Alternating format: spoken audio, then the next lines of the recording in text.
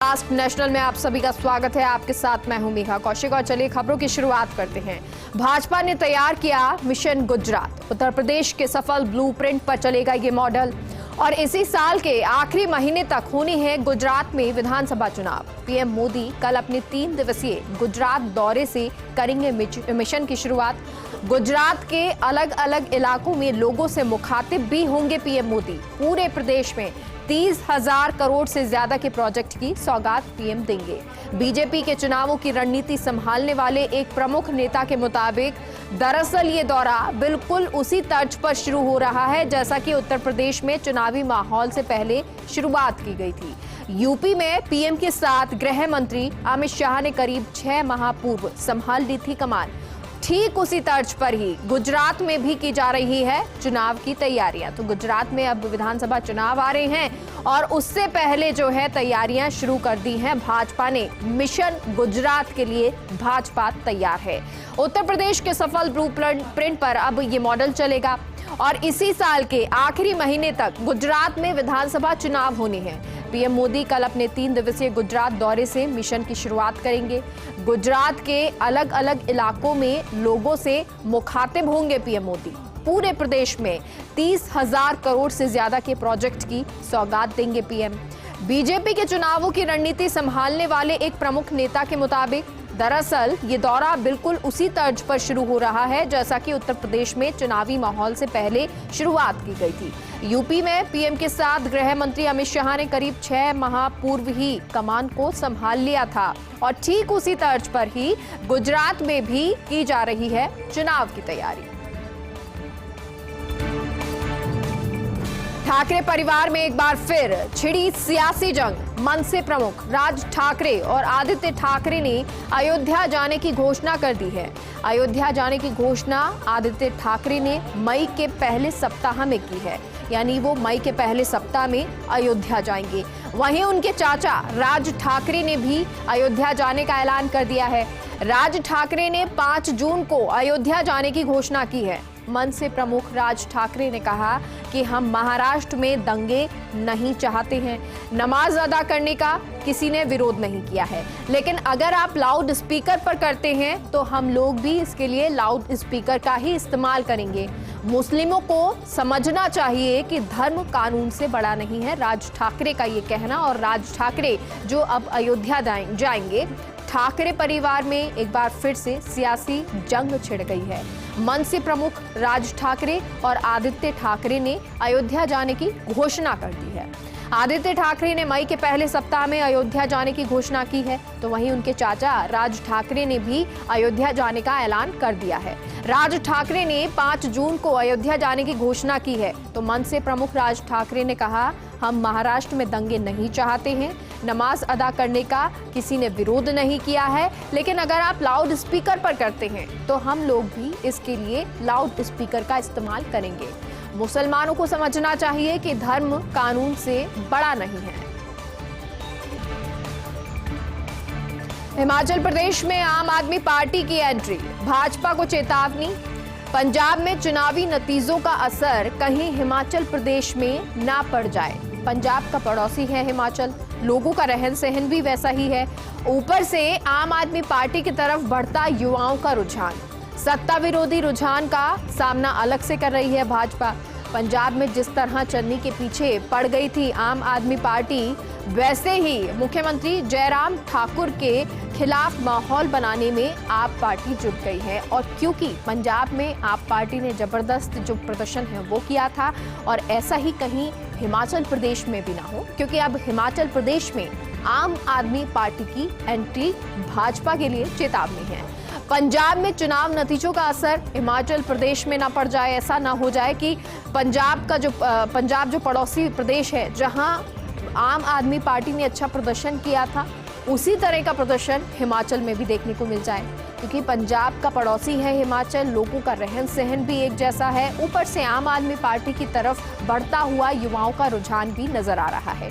सत्ता विरोधी रुझान का सामना अलग से भाजपा कर रही है। तो पंजाब में जिस तरह से चन्नी के पीछे पड़ गई थी आम आदमी पार्टी, वैसे ही मुख्यमंत्री जयराम ठाकुर के खिलाफ माहौल बनाने में अब आप पार्टी जुट गई है। मध्य प्रदेश कांग्रेस के 2 फैसलों से दिल्ली में पार्टी के वरिष्ठ नेता नाराज हैं। एक, खरगोन में दंगा पीड़ितों से मिलने नहीं जाने का फैसला, और दूसरा, रामनवमी और हनुमान जयंती मनाने के लिखित निर्देश। मध्य प्रदेश कांग्रेस के संगठन महासचिव ने जारी किए थे निर्देश। जिला इकाइयों को पार्टी कार्यालय में धार्मिक आयोजन के निर्देश थे। खरगोन में दंगे के बाद ढहा दिए गए थे कई घर और दुकानें। ऐसे में मध्य प्रदेश कांग्रेस का ऐसा ठंडा रुख दिल्ली में चर्चा का विषय रहा, क्योंकि कई घर ढहा दिए गए लेकिन उसके बाद भी दंगा पीड़ितों के घर पर नहीं पहुंचे। मध्य प्रदेश कांग्रेस के 2 फैसले जो हैं दिल्ली में पार्टी के वरिष्ठ नेता उससे नाराज है। एक तो ये कि खरगोन के जो दंगा पीड़ित थे उनसे मिलने का फैसला नहीं लिया, यानी उनसे मिलने नहीं पहुंचे। तो वहीं दूसरा ये था कि रामनवमी और हनुमान जयंती मनाने के लिखित निर्देश दे दिए। तो मध्य प्रदेश कांग्रेस के संगठन महासचिव ने ये निर्देश जारी किए थे। जिला इकाइयों को पार्टी कार्यालय में धार्मिक आयोजन के निर्देश दिए थे। खरगोन में दंगे के बाद ढहा दिए गए थे कई घर और दुकानें, और ऐसे में मध्य प्रदेश कांग्रेस का ऐसा ठंडा रुख दिल्ली में चर्चा का विषय रहा, और वहीं जो वरिष्ठ नेता हैं वो कुछ नाराज नजर आए। जवाहरलाल नेहरू यूनिवर्सिटी के आसपास भगवा झंडे और बोर्ड। हिंदू सेना के कार्यकर्ताओं ने शुक्रवार को लगाए करीब 1000 भगवा झंडे। इसके साथ ही लगाए गए भगवा जेएनयू लिखे करीब 40 बोर्ड। दिल्ली पुलिस ने सूचना मिलते ही फौरन उतरवा लिए झंडे। हिंदू सेना का कहना है भगवा झंडे लगाकर कोई अपराध नहीं किया है। जहां हिंदू सेना कहती है कि हमने कोई अपराध नहीं किया, वहीं पुलिस ने जो ये झंडे हैं वो उतरवा लिए। जवाहरलाल नेहरू यूनिवर्सिटी के आसपास भगवा झंडे और बोर्ड हिंदू सेनाओं के कार्यकर्ता ने शुक्रवार को करीब 1000 भगवा झंडे लगा दिए, और इसके साथ ही लगाए गए भगवा जेएनयू लिखे करीब 40 बोर्ड। दिल्ली पुलिस ने सूचना मिलते ही फौरन इनको उतरवा लिया, झंडे जो थे उनको उतरवा लिया गया। तो वहीं हिंदू सेना का कहना है कि भगवा झंडे लगाकर कोई अपराध नहीं किया है। हार्दिक पटेल को आम आदमी पार्टी में शामिल होने का न्योता। गुजरात प्रदेश कांग्रेस के कार्यवाहक अध्यक्ष हैं हार्दिक पटेल। आपके प्रदेश संयोजक गोपाल इटालिया ने न्योता दिया और कहा, कांग्रेस में हार्दिक पटेल का कोई भविष्य नहीं। गुजरात कांग्रेस अध्यक्ष जगदीश ठाकुर ने इस मुद्दे पर चुप्पी साध ली है। तो हार्दिक पटेल को आम आदमी पार्टी में शामिल होने का न्योता है। गुजरात प्रदेश कांग्रेस के कार्यवाहक अध्यक्ष हैं हार्दिक पटेल, और आपके प्रदेश संयोजक गोपाल इटालिया ने न्योता दिया, और साथ ही साथ ये भी कहा कि कांग्रेस में हार्दिक पटेल का कोई भविष्य नहीं है। गुजरात कांग्रेस अध्यक्ष जगदीश ठाकुर ने इस मुद्दे पर चुप्पी साध ली।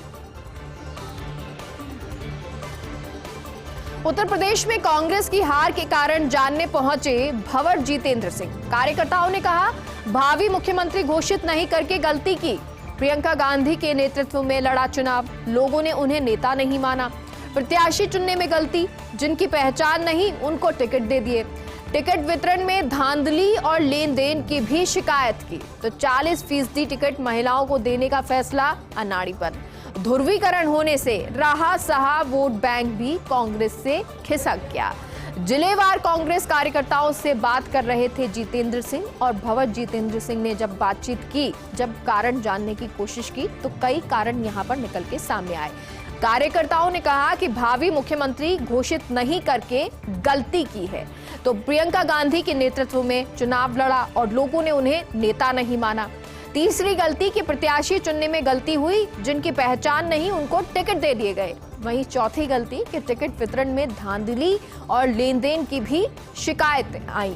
तो 40% टिकट महिलाओं को देना भी अनाड़ीपन का फैसला था। ध्रुवीकरण होने से रहा सहा वोट बैंक भी कांग्रेस से खिसक गया। जिलेवार कांग्रेस कार्यकर्ताओं से जितेंद्र सिंह बातचीत कर रहे थे, और उस दौरान कार्यकर्ताओं ने ये कारण जो है वो गिनाए। 4 राज्यों के 5 उपचुनावों में भाजपा को एक भी सीट नहीं। पश्चिम बंगाल में 1 लोकसभा 1 विधानसभा सीट तृणमूल ने जीती। तो छत्तीसगढ़ में खैरागढ़ विधानसभा सीट पर कांग्रेस की बड़ी जीत। महाराष्ट्र की कोल्हापुर उत्तर सीट पर कांग्रेस उम्मीदवार विजयी रही। तो बिहार की बोचाहा विधानसभा सीट पर अब राजद का कब्जा। कोल्हापुर उत्तर विधानसभा सीट पर जयश्री ने इतिहास बनाया। तो कोल्हापुर में विधायक बनने वाली पहली महिला जयश्री जाधव हैं। जयश्री के पति चंद्रकांत जाधव के निधन से ये सीट खाली हुई थी। उपचुनाव में कांग्रेस ने जयश्री जाधव को टिकट दिया। जयश्री ने भाजपा के सत्यजीत कदम को 18,901 वोटों से हराया है। तो जयश्री की जीत हुई है। वहीं आपको बता दें, जो उपचुनाव हुए 4 राज्यों के 5 उपचुनावों में भाजपा को एक भी सीट नहीं मिली। पश्चिम बंगाल में 1 लोकसभा 1 विधानसभा सीट तृणमूल ने जीती। तो छत्तीसगढ़ में खैरागढ़ विधानसभा सीट पर कांग्रेस की बड़ी जीत हुई। तो महाराष्ट्र की कोल्हापुर उत्तर सीट पर कांग्रेस उम्मीदवार विजयी रहे। बिहार की बोचाहा विधानसभा सीट पर अब राजद का कब्जा है। तो वहीं कोल्हापुर उत्तर विधानसभा सीट पर जयश्री ने इतिहास बनाया है। कोल्हापुर में विधायक बनने वाली पहली महिला जयश्री जाधव और जयश्री के पति चंद्रकांत जाधव के निधन से ये सीट खाली हुई थी। उपचुनाव में कांग्रेस ने जयश्री जाधव को टिकट दिया और जयश्री ने भाजपा के सत्यजीत कदम को 18,901 वोटों से हराया।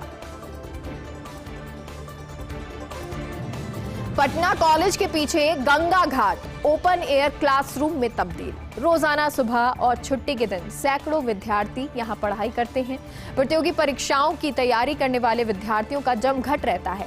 काली घाट पर सुबह 6 बजे और 7:30 बजे लगती हैं कक्षाएं। पढ़ाते हैं एसके झा और उनकी टीम के 15-16 शिक्षक।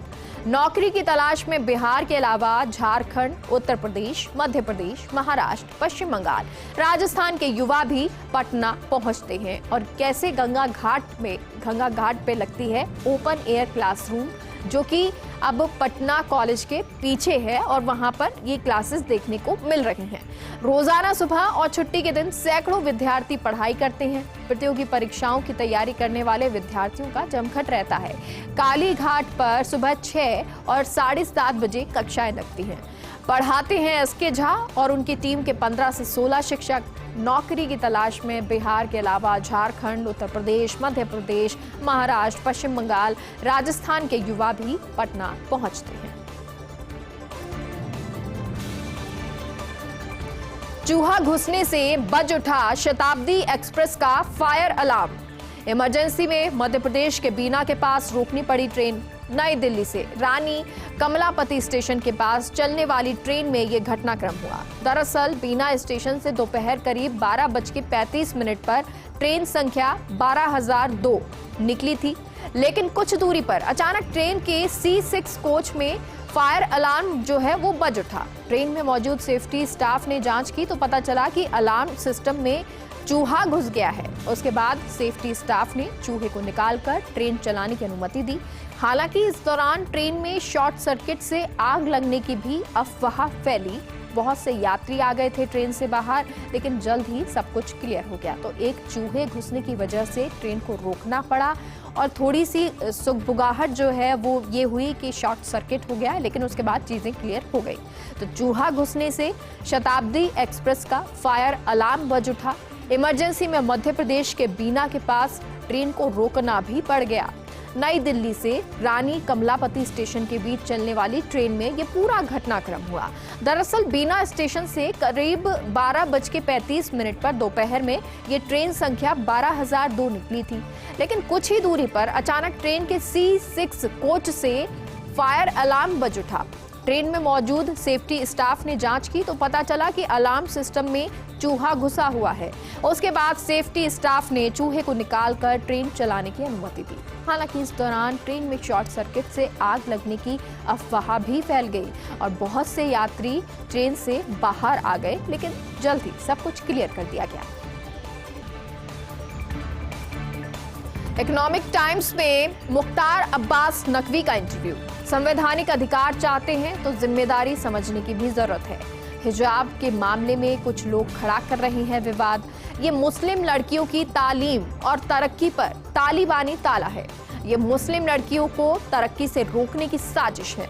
हलाल मांस पर पाबंदी की मांग के सिलसिले में नकवी ने कहा, क्या खाना चाहिए क्या नहीं ये बताना सरकार का काम नहीं है। केंद्रीय अल्पसंख्यक मामलात मंत्री हैं मुख्तार अब्बास नकवी, जिन्होंने कहा।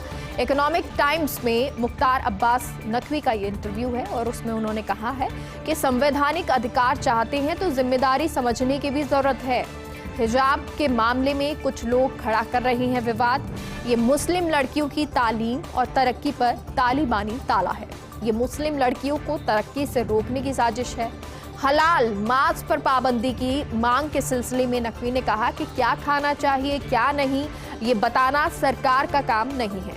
तो केंद्रीय अल्पसंख्यक मामलात मंत्री मुख्तार अब्बास नकवी, जिन्होंने अपने इंटरव्यू में ये बात कही।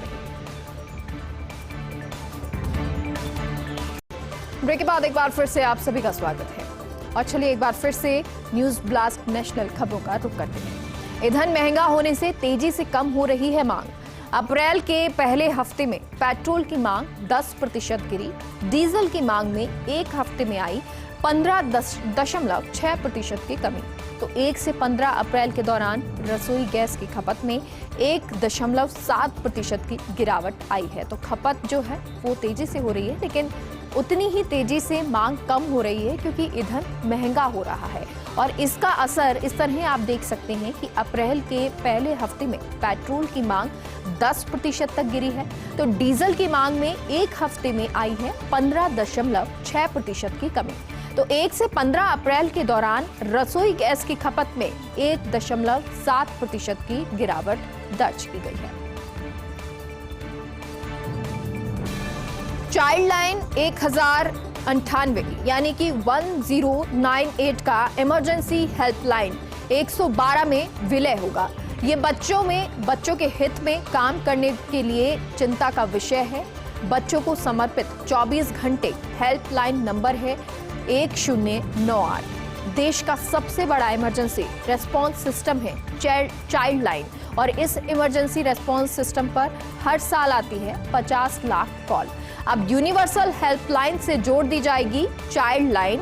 सिविल सोसाइटी संगठन कर रहे फैसले पर पुनर्विचार की मांग। हालांकि पुनर्विचार की मांग की जा रही है, लेकिन ये विलय है चाइल्ड लाइन 1098 का इमरजेंसी हेल्पलाइन 112 यानी कि 112 में ये विलय होगी। ये बच्चों के हित में काम करने वालों के लिए चिंता का विषय है। बच्चों को समर्पित 24 घंटे हेल्पलाइन नंबर है 1098 और देश का सबसे बड़ा इमरजेंसी रेस्पॉन्स सिस्टम है चाइल्ड लाइन। और इस इमरजेंसी रेस्पॉन्स सिस्टम पर हर साल आती हैं 50 लाख कॉल। अब यूनिवर्सल हेल्पलाइन से इस चाइल्ड लाइन को जोड़ दिया जाएगा। सिविल सोसाइटी संगठन इस फैसले पर पुनर्विचार की मांग कर रहे हैं।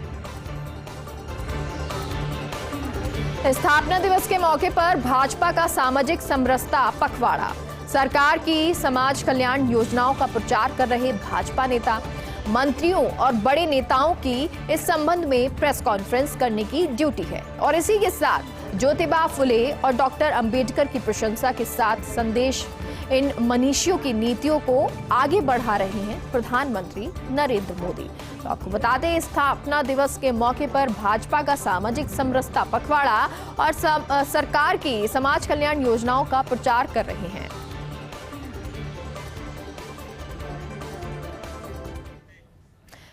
आगे बढ़ते हैं। हनुमान जी की भक्ति अब ले रही राजनीतिक मोड़। राम के बाद अब हनुमान के नाम पर राजनीति का सिलसिला जगह जगह मची हुई है। हनुमान चालीसा के पाठ की होड़ कई शहरों के गली मोहल्लों में माहौल बनने लगा है। सांप्रदायिक सद्भाव पर होने वाले असर की किसी को चिंता नहीं है।